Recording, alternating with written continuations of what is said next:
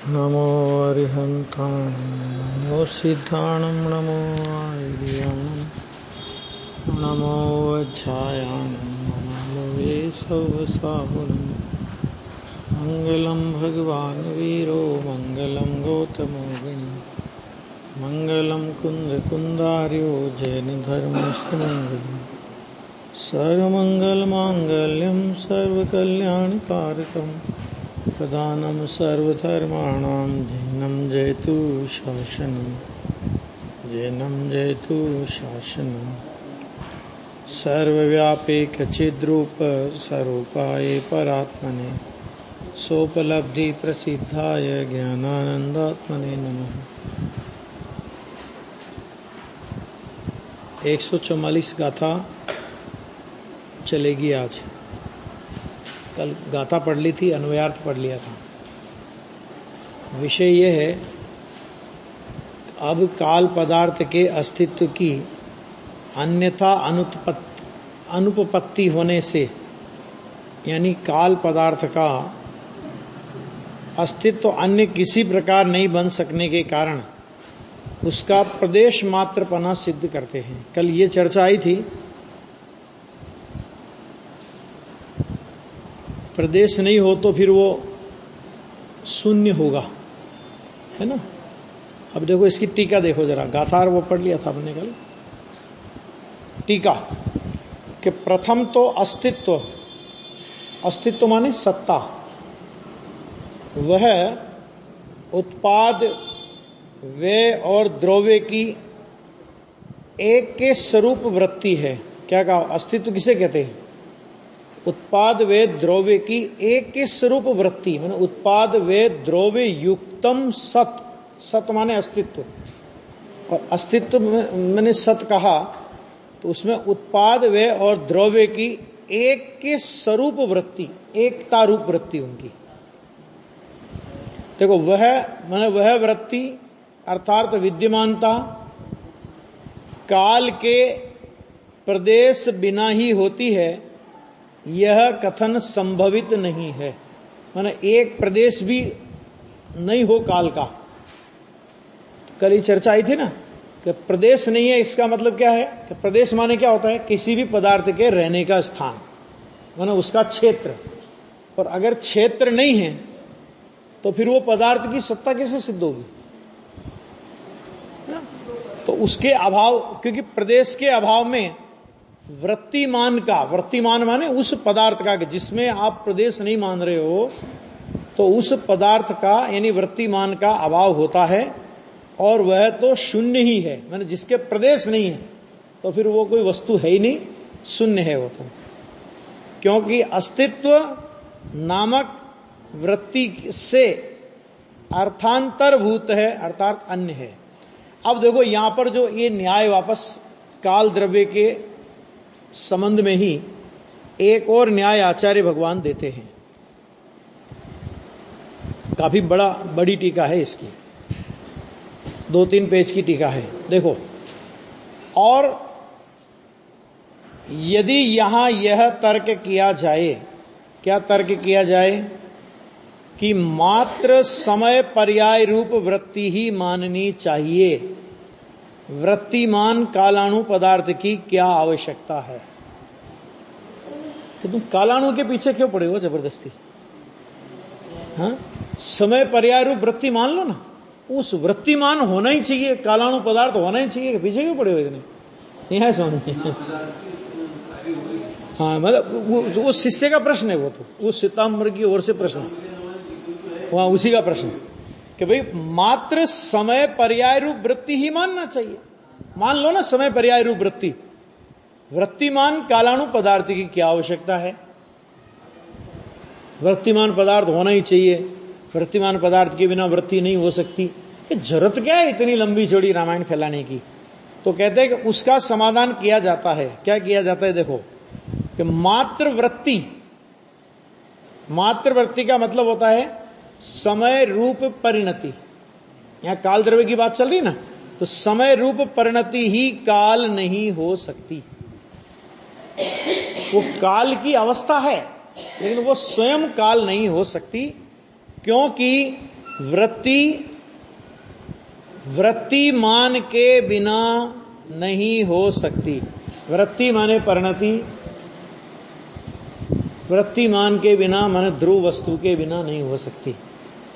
पर्याय हो और द्रव्य माने वृत्तिमान ना हो, ऐसा कभी नहीं हो सकता।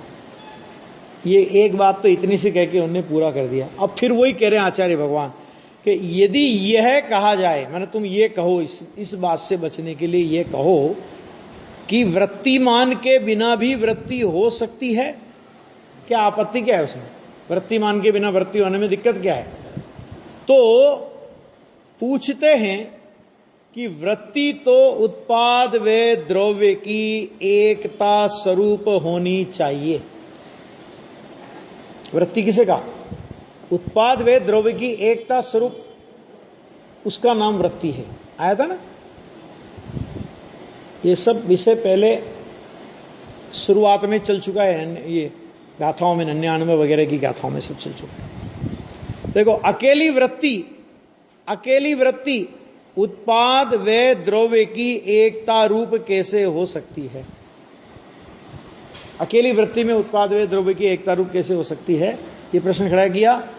यदि ये कहा जाए कि अनादि अनंत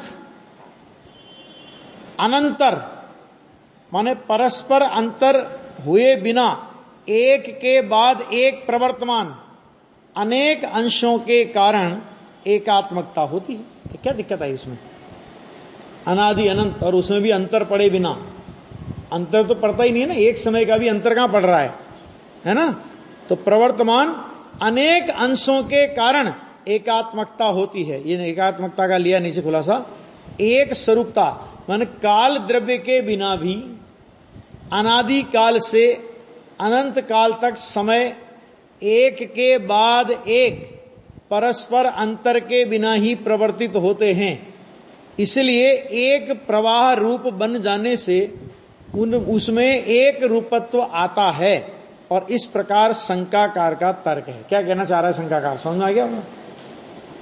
क्या कहना चाह रहा है शंकाकार? कि भाई एक के बाद एक काल द्रव्य की जरूरत क्या है? एक के बाद एक, एक के बाद एक, एक के बाद एक, ऐसे अंतर पड़े बिना समय चल रहा है ना, प्रवर्तित हो ही रहा है। तो इसलिए एक प्रवाह बन गया, उसमें क्या दिक्कत आई तुमको? तो फिर काल द्रव्य की जरूरत क्या है? उसका उत्तर यहां पर दे रहे हैं।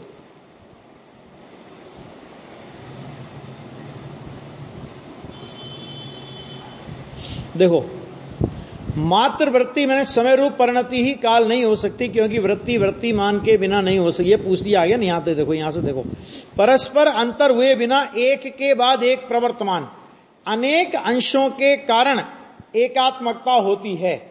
इसलिए पूर्व के अंशों का नाश होता है, मैंने पहले की अंशों पर्यायों का नाश होता है, और उत्तर के अंशों का उत्पाद होता है।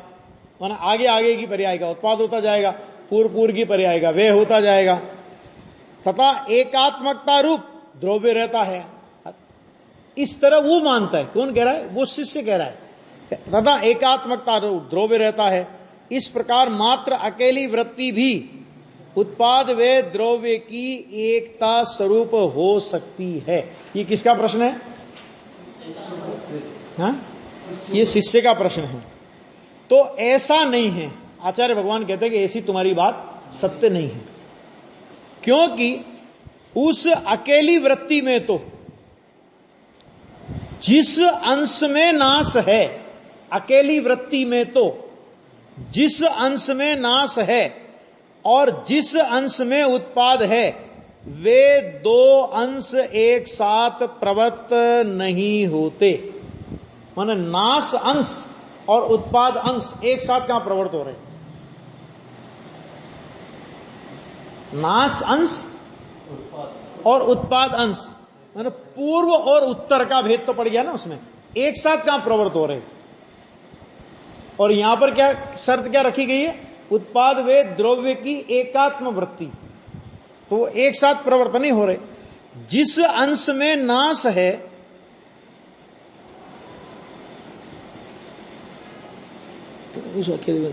हाँ, जिस अंश में नाश है और जिस अंश में उत्पाद है, वे दो अंश एक साथ प्रवर्त नहीं होते, इसलिए उत्पाद और व्यय का एक के कहां से हो सकता है। पहले तो तुम उत्पाद व्यय का एक के ही सिद्ध कर दो, आगे समझना ऐसा। फिर देखो, तथा नष्ट अंश के सर्वथा अस्त होने से, नष्ट हो गया वो तो सर्वथा नाश हुआ ना, तथा और उत्पन्न होने वाला अंश अपने स्वरूप को प्राप्त न होने से, अर्थात उत्पन्न नहीं हुआ है, इसलिए नाश और उत्पाद की एकता में प्रवर्तमान द्रव्य कहां से हो सकता है। भाई पूर्व का अंश नाश हुआ और अभी नया, तो वो नाश हुआ अभी उत्पन्न नहीं हुआ। क्या कहा, देखो फिर से समझो इसे, बहुत क्या कह रहे हैं। नष्ट अंश के सर्वथा अस्त होने से, वो तो सर्वथा अष्ट हो गया, और उत्पन्न होने वाला अंश अपने स्वरूप को प्राप्त न होने, स्वरूप को प्राप्त न होने से, अर्थात उत्पन्न नहीं हुआ है, इसलिए नाश और उत्पाद की एकता में प्रवर्तमान द्रव्य किसका नाम है कि नाश और उत्पाद की एकता में प्रवर्तमान द्रव्य कहां से हो सकता है। और ऐसा होने पर त्रिलक्षणता, त्रिलक्षणता माने उत्पाद व द्रव्यता नष्ट हो जाती है, माने नष्ट हो जाती माने उत्पाद व द्रव्यता सिद्ध नहीं होती। क्षण भंग बौद्ध सम्मत क्षण विनाश। क्षण भंग का मतलब क्या है कि जैसा बौद्ध लोग मानते हैं, क्षण विनाश उल्लसित हो उठता है। क्या मतलब, ये उनके यहां बौद्धों के यहां क्या मानते हैं कि ये जो पर्याय नाश हुई ना, वो अपना सारा मटेरियल अगली पर्याय को ट्रांसफर कर जाती है, फिर वो अगली पर्याय को ट्रांसफर कर जाती है, फिर वो अगली पर्याय को ट्रांसफर कर जाती है, ऐसा उनका मानना है। तो इसी तरह तुम्हारे यहां व्यवस्था हो जाएगी, वो कह रहे हैं। नित्य द्रव्य अस्त हो जाता है, मैंने नित्य द्रव्य का अस्तित्व खत्म हो गया, और क्षण विध्वंसी भाव उत्पन्न होते हैं। ये बौद्धों के यहां की व्यवस्था अपने यहां भी लागू पड़ जाएगी। इसलिए तत्व विप्लव के भय से अवश्य ही वृत्ति का आश्रयभूत कोई वृत्तिमान ढूंढना मैंने स्वीकार करना योग्य है। तत्व विप्लव माने तत्व के नाश का अगर तुम्हें भय हो कि ऐसा मानने से तत्व का नाश होगा, तो क्या करना चाहिए कि वृत्ति का आश्रयभूत कोई वृत्तिमान ढूंढना माने स्वीकार करना योग्य है। ढूंढने का मतलब यहां कोई खोजने जाना नहीं, कहीं ढूंढने का मतलब कि तुम्हें उसको स्वीकार करना ही पड़ेगा। अगर तुम वृत्ति का आश्रयभूत वृत्तिमान स्वीकार नहीं करोगे तो फिर उत्पाद व द्रव्य की व्यवस्था नहीं बनेगी। और वह क्या है कि वह तो प्रदेशी है, अर्थात वह वृत्तिमान सप्रदेशी होता है, मैंने उसका आकार नहीं और वृत्तिमान हो। कि ऐसा कोई पदार्थ होगा जिसका कोई आकार नहीं है, और जिसका कोई आकार नहीं, मैंने जिसका कोई क्षेत्र नहीं है, ऐसा कोई पदार्थ हो कि ऐसा तो कभी हो नहीं सकता। क्योंकि अप्रदेश के अन्वय तथा व्यतिरेक अनुविधायित्व असिद्ध है, मैंने जिसके अप्रदेश है, यानी जिसका एक भी प्रदेश नहीं है। देखो ऐसे तो अपने यहां पर एक प्रदेश को अप्रदेश बोला जाता है, लेकिन जैन दर्शन का अप्रदेश माने एक प्रदेश। और तुम अप्रदेश का मतलब प्रदेश का ही अभाव मान लो, तो जो पदार्थ है ही नहीं, माने भाई कोई भी पदार्थ होगा तो वो कहीं न कहीं रहेगा ना। अब आप कहते हो कि नहीं रहता तो है ही नहीं, वो प्रदेश माना, प्रदेश नहीं माना इसका मतलब क्या हुआ कि प्रदेश नहीं माना, इसका मतलब यह होगा कि रहता ही नहीं, रहता ही नहीं है इसका मतलब क्या हुआ कि वो है ही नहीं। जब है ही नहीं, बात पूरी हो गई, खत्म होगी, फिर बात क्या बची कि अप्रदेश के अन्वय और व्यतिरेक। अन्वय और व्यतिरेक, अन्वय माने वही का वही, और व्यतिरेक माने प्रतिक्षण बदलना। इसका मतलब हो गया वही का वही, और व्यतिरेक माने प्रतिक्षण बदलना, यानी उत्पाद व द्रव्यता। समझ आ गया। कि अनुविदायित्व असिद्ध है, माने जो अप्रदेश होता है वह अन्वय और व्यतिरेकों का अनुसरण नहीं कर सकता। अन्वय और व्यतिरेक किसके होंगे? कि जिसका प्रदेश होंगे, अर्थात उसमें द्रव्य तथा उत्पाद वे नहीं हो सकते। ये इन्होंने सिद्ध किया। ये तो वैसे क्या है, श्वेतांबरों के सामने एक न्याय का विषय आचार्य भगवान ने रखा है, माने काल द्रव्य की इतनी तरह सिद्धि करने के लिए। फिर उन्होंने प्रश्न उठाया कि इस प्रकार काल सप्रदेश है तो उसके एक द्रव्य के कारणभूत लोकाकाश तुल्य असंख्य प्रदेश क्यों न मानने चाहिए? अब उसने दूसरा तीर फेंका कि चलो हमने मान लिया कि काल सप्रदेश है, मान लिया हमने, तुम्हारी बात स्वीकार। तो अगर काल सप्रदेश है तो तुम फिर एक प्रदेश ही है ऐसा क्यों मानते हो काल को? काल को भी जैसे धर्म द्रव्य के, अधर्म द्रव्य के, जीव द्रव्य के, लोकाकाश, भाई लोक के बाहर द्रव्य नहीं हमने मान लिया, तो लोकाकाश के बराबर प्रदेश मानो ना, फिर एक प्रदेश क्यों मान रहे हो उसके? आया समझ में? इस प्रकार सप्रदेश की बात हमारे समझ में आ गई। तो सप्रदेश हो गया तो उसके एक द्रव्य के कारणभूत लोकाकाश तुल्य असंख्य प्रदेश क्यों न मानने चाहिए?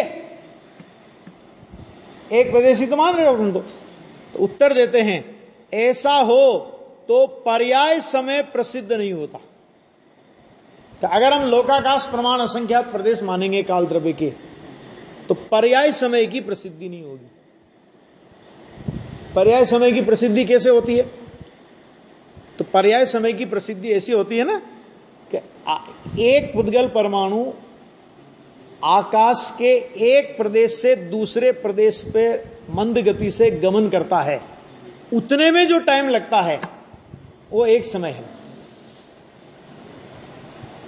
अगर हम लोकाकाश के बराबर उसका पूरा मानेंगे द्रव्य, तो फिर काल की समय नाम की पर्याय प्रसिद्ध नहीं होगी। देखो वो यहां पे कह रहे हैं, इसलिए असंख्य प्रदेश मानना योग्य नहीं है। क्यों नहीं है?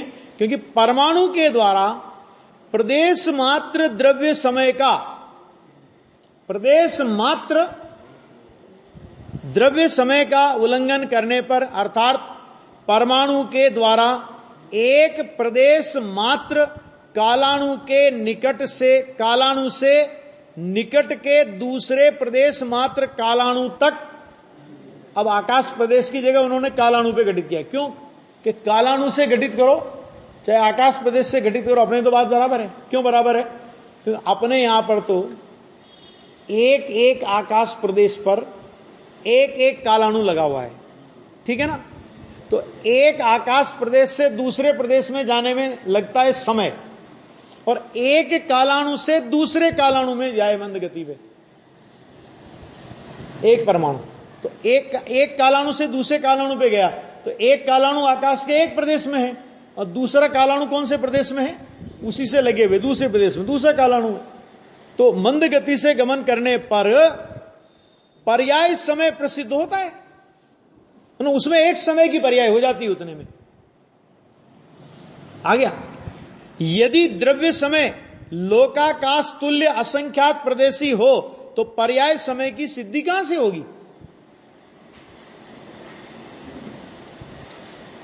फिर आगे कि यदि द्रव्य समय अर्थात काल पदार्थ लोकाकाश जितने असंख्य प्रदेश वाला एक द्रव्य हो तो भी परमाणु के द्वारा उसका एक प्रदेश उल्लंघित होने पर पर्याय समय की सिद्धि हो, ऐसा कहा जाए तो यह ठीक नहीं है। क्यों ठीक नहीं है? क्योंकि उसमें दो दोष आते हैं। क्या कहा इसमें? शिष्य ने क्या कहा कि भाई द्रव्य समय अर्थात काल पदार्थ लोकाकाश जितने असंख्यात प्रदेशी वाला एक द्रव्य हो, कोई आपत्ति नहीं हमको उसमें। शिष्य कह रहा है कि भाई क्या आपत्ति क्या है तुमको? अगर वो लोकाकाश प्रमाण, लोकाकाश के जितने प्रदेश हैं, माने लोकाकाश के जितने असंख्य प्रदेश वाला अगर वो काल द्रव्य एक द्रव्य हो तो भी परमाणु के द्वारा उसका एक प्रदेश उल्लंघित होने पर, अब समझना कि काल द्रव्य को क्या मान रहा है वो? काल द्रव्य को मान रहा है लोकाकाश प्रमाण असंख्यात प्रदेशी एक द्रव्य, और फिर कह रहा है वो कि उसके बावजूद भी परमाणु के द्वारा उसका एक प्रदेश उल्लंघित हो जाए। माना काल द्रव्य कैसा उसकी मान्यता के अनुसार कि लोकाकाश प्रमाण असंख्यात प्रदेशी, माने जितने धर्म द्रव्य के प्रदेश हैं उतने ही काल द्रव्य के प्रदेश हैं, ऐसा वो कह रहा है, शिष्य कह रहा है। अब वो जो असंख्यात प्रदेशी काल द्रव्य है, तो कहते हैं कि परमाणु के द्वारा उसका एक प्रदेश उल्लंघित हो, पूरा काल द्रव्य नहीं होगा ना, क्योंकि लोकाकाश प्रमाण असंख्यात प्रदेशी द्रव्य मान लिया, तो परमाणु ने उसका एक प्रदेश उल्लंघित होने पर पर्याय समय की सिद्धि हो जाए, तो क्या आपत्ति आएगी? कि ऐसा कहा जाए तो ठीक नहीं है। उसमें दो दोष आचार्य भगवान बताते हैं, यानी ये समझ लो कि पूरी तरह से बोलती बंद करने का प्रयास किया है। सर्वज्ञ परमात्मा ने जैसा काल द्रव्य का स्वरूप बताया, उसके हर पहलू को लेकर आचार्य भगवान ने उनके सामने दलील रखी है जबरदस्त। क्या? कि द्रव्य के एक देश की परिणति को, ध्यान से सुनना, द्रव्य के एक देश की परिणति को संपूर्ण द्रव्य की परिणति मानने का प्रसंग आता है। क्या मतलब?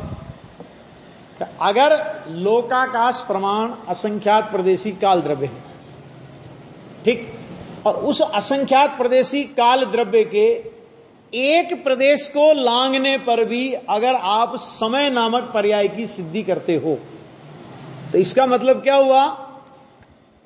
इसका मतलब यह हुआ कि द्रव्य के एक देश की परिणति को संपूर्ण द्रव्य की परिणति मानने का प्रसंग आएगा। वो परिणति तो कहां घटित हुई? एक प्रदेश में, और तुमने कहां माना उसको?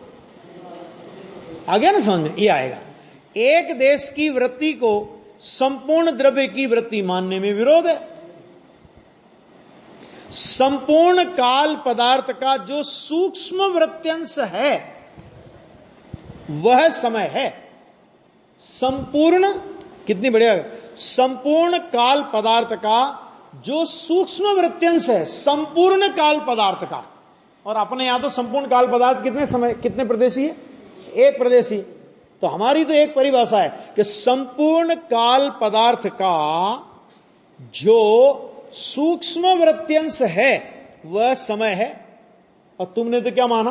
तो उसके एक प्रदेश में मान लिया, क्योंकि तुमने तो असंख्यात प्रदेशी काल द्रव्य माना, और उसके एक प्रदेश में तुमने उसकी पर्याय माना, एक प्रदेश को लांगे वो परमाणु, तो भी तुमने पर्याय मान ली, परंतु उसके एक देश का वृत्यांश वह समय नहीं है, वो समय सिद्ध नहीं होगा।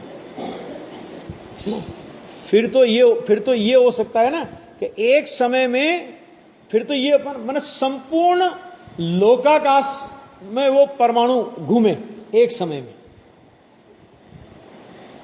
तब सिद्ध हो, वो बात बन नहीं सकती। एक प्रदेश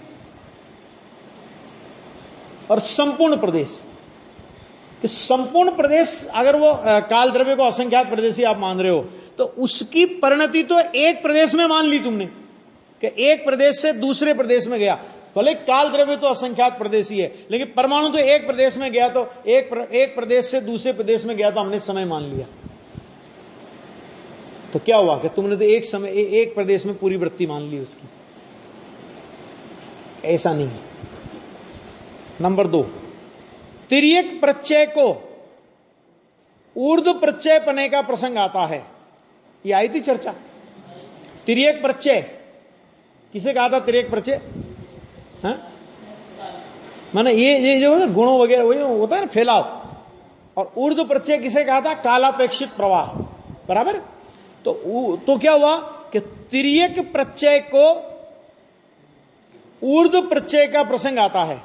वह इस प्रकार है कि प्रथम काल द्रव्य एक प्रदेश से वर्ते, फिर दूसरे प्रदेश से वर्ते, फिर अन्य प्रदेश से वर्ते, ऐसा प्रसंग आता है। माना असंख्यात प्रदेश तो पूरे करने पड़ेंगे ना उसको, पहले एक प्रदेश, फिर दूसरे प्रदेश में, फिर तीसरे, ऐसे ऐसे। तो वो तो फिर जैसे गुणों का होता है ना फैलाव, माना ऊर्ध्व प्रत्यय जिसको बोला था अपन ने, तिर्यक प्रत्यय बोला था, ऊर्ध्व प्रत्यय बोला था, तो उस तिर्यक प्रत्यय को ऊर्ध्व प्रत्यय पढ़ने का प्रसंग आता है, ऐसा आता है।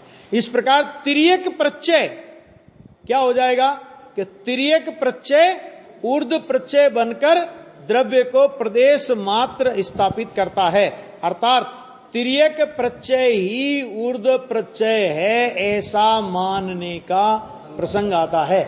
तिर्यक प्रत्यय और ऊर्ध्व प्रत्यय में कोई अंतर ही नहीं रहेगा।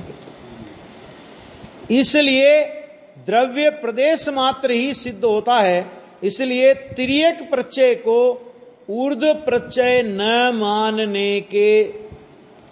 मानने चाहने वाले को प्रथम ही काल द्रव्य को प्रदेश मात्र निश्चित करना चाहिए।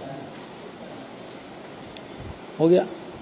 अब इस प्रकार ज्ञेय तत्व प्रज्ञापन में द्रव्य विशेष प्रज्ञापन समाप्त हो। ये काल द्रव्य की इतनी चर्चा करके आचार्य देव ने द्रव्य विशेष प्रज्ञापन समाप्त किया। अब जो अधिकार, इसके बाद का जो अधिकार आता है, अब ये 145 गाथा से 200 गाथा तक पूरा चलेगा यही अधिकार, जिसमें क्या बात आनी है कि अब इस प्रकार ज्ञेय तत्व कहकर ज्ञान और ज्ञेय के विभाग द्वारा क्या कहा, क्या रहे हैं, ज्ञेय तत्व कहकर, मैंने ज्ञेय तत्व सारे कह दिए, ज्ञेय तत्व में सब कह दिए ना, आत्मा और आत्मा के अलावा सारा विश्व माने 6 द्रव्य आ गए उसमें, तो वो सब हो गए ज्ञेय तत्व। ठीक है, तो वह कहकर ज्ञान और ज्ञेय के विभाग द्वारा, अब जो विषय क्या चलता है कि ज्ञान और ज्ञेय का विभाग हम बताएंगे, ये कहकर आत्मा को निश्चित करते हुए, मान आत्मा की सत्ता को निश्चित करते हुए आत्मा को अत्यंत विभक्त माने भिन्न करने के लिए, किससे भिन्न करने के लिए कि ज्ञेय रूप जो परद्रव्य है उन ज्ञेय रूप परद्रव्यों से आत्मा को अत्यंत विभक्त करने के लिए व्यवहार जीवत्व के हेतु का विचार करते हैं। या व्यवहार जीवत्व के हेतु का पहले विचार कर रहे हैं। देखो व्यवहार जीवत्व के हेतु में क्या कह रहे हैं, सपदेशिम समग्गो लोगो अट्ठे हिम निदिठो निच्छो जो तम जान दी जीवो चक्षु संबद्धो से अर्तो थी समाप्त समग्र लोक सुनित्य छे तसु जाने नारो जी प्राण चतुष्कति संयुक्त जे। इसमें क्या बात कही थी, कौन से जीव की बात कही थी, व्यवहार जीवत्व के हेतुपने का निश्चय करेंगे। अब देखो इसमें क्या कह रहे हैं कि सप्रदेश पदार्थों के द्वारा, सप्रदेश माने प्रदेश युक्त पदार्थों के द्वारा जीव के असंख्यात, धर्म के असंख्यात, अधर्म के असंख्यात, आकाश के अनंत, परमाणु के एक और स्कंद की अपेक्षा से संख्यात असंख्यात अनंत और काल द्रव्य के एक प्रदेश है ना। इस तरह सप्रदेश के द्वारा समाप्ति को प्राप्त है ना। 6 द्रव्य में ही, 6 द्रव्यों से ही संपूर्ण लोक समाप्त हो जाता है, अर्थात उनके अतिरिक्त लोक में दूसरा कुछ भी नहीं है। आ गया। तो 6 द्रव्य से समाप्ति को प्राप्त संपूर्ण लोक, जिसको क्या बोलते हैं, 6 द्रव्य के समूह को विश्व कहते हैं या लोक कहते हैं। तो संपूर्ण लोक कैसा है, तो कहते हैं कि वह नित्य है। कभी 6 द्रव्यों में से किसी द्रव्य की लोक में कमी पड़ जाए, ऐसा कभी नहीं होगा। उसे जो जानता है, अब देखो लोक से भिन्न करना है ना, तो लोक को जो जानता है, उसे जो जानता है, किसे जानता है कि लोक को जो जानता है, वह जीव है, यानी जानने वाला जीव है। आ गया। अब देखो, जो कि कैसा है वो जीव, कि संसार दशा में 4 प्राणों से संयुक्त है। ये व्यवहार की बात आई ना, वो कहा था ना व्यवहार जीवत्व का हेतुपना। तिक्काले चदुपाणा इंद्रिय बल माऊ आण पाणोय व्यवहारासो जीवा निश्चय नय दोदु चेदना जस्य। ये द्रव्य संग्रह की गाथा है ना। तीनों कालों में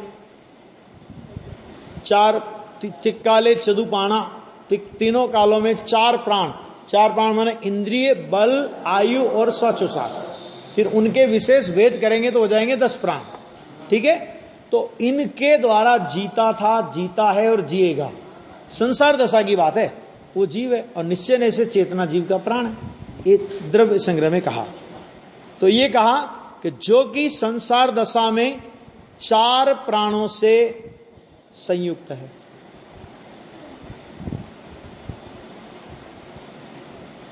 आ गया।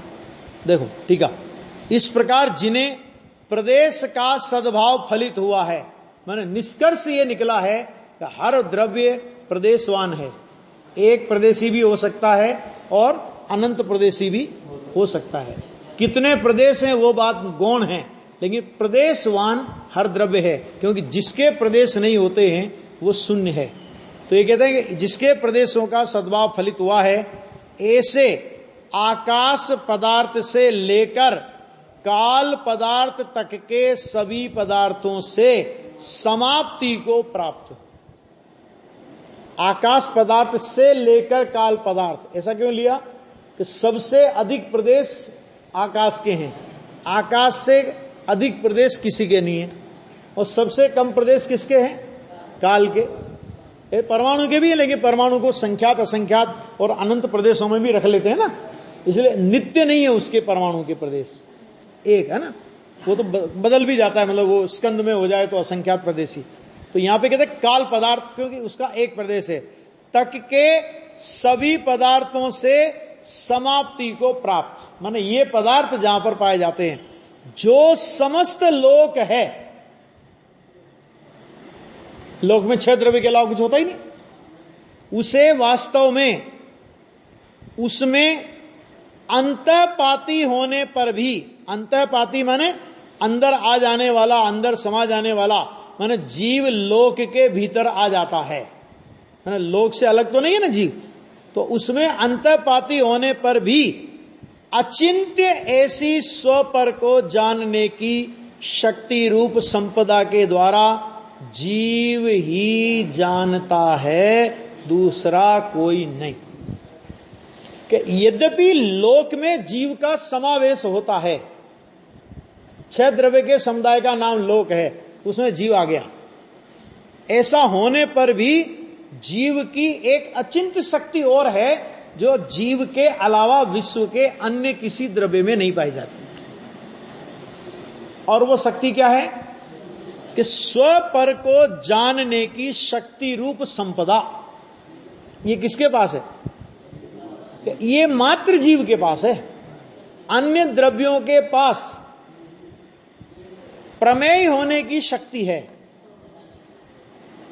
ख्याल में है ना, ज्ञान में ज्ञात होने की शक्ति है, लेकिन जानने की शक्ति नहीं है।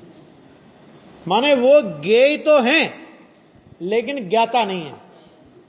और जीव कैसा है कि जीव ज्ञेय भी है और जीव ज्ञाता भी है। क्योंकि देखो, जीव में जानने की शक्ति तो है ही, लेकिन जीव में प्रमेयत्व नाम का धर्म है कि नहीं? तो दूसरों के ज्ञान का विषय बने वो तो हमें समझ में आता है कि किसी न किसी के ज्ञान का विषय हो, वो तो एक सामान्य परिभाषा है। लेकिन जीव का प्रमेयत्व यह है कि जीव प्रति समय अपनी ज्ञान की पर्याय का विषय बनता है। अनुभूति स्वरूप भगवान आत्मा आबाल गोपाल सबको सदा स्वयं ही जानने में आता है। आ गया? तो वो ज्ञेय भी है और ज्ञाता भी है, जानने वाला भी है और जानने में आने वाला भी है। आ गया? तो अचिंत्य स्वपर को जानने की शक्ति रूप संपदा के द्वारा जीव ही जानता है।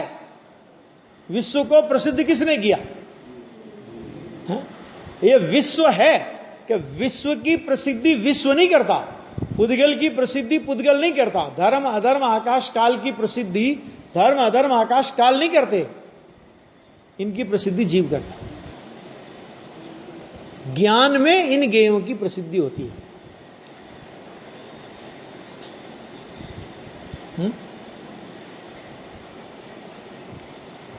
या यूं करो, इसको यूं भी कह सकते हैं अपन, प्रसिद्धि की बजाय कि ज्ञान में ज्ञान से इन ज्ञेयों की सिद्धि होती है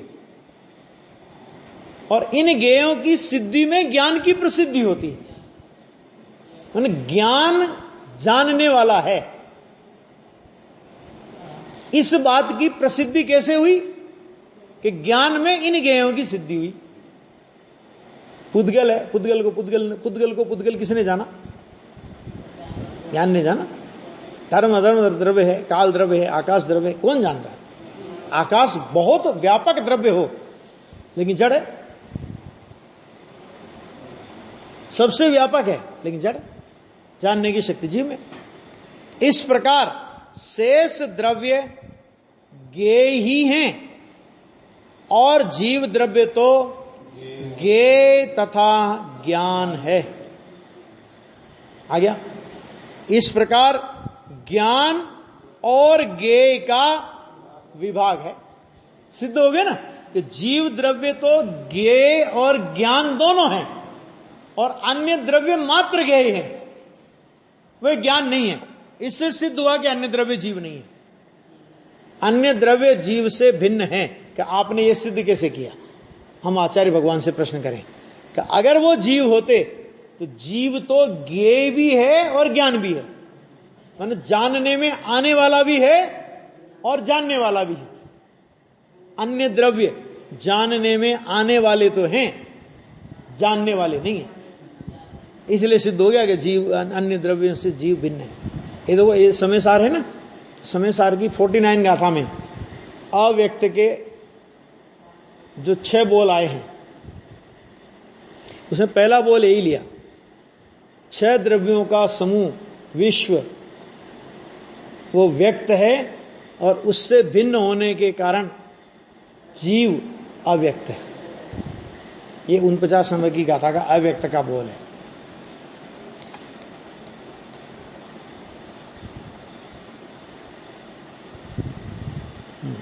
हो गया ना, ये हुआ।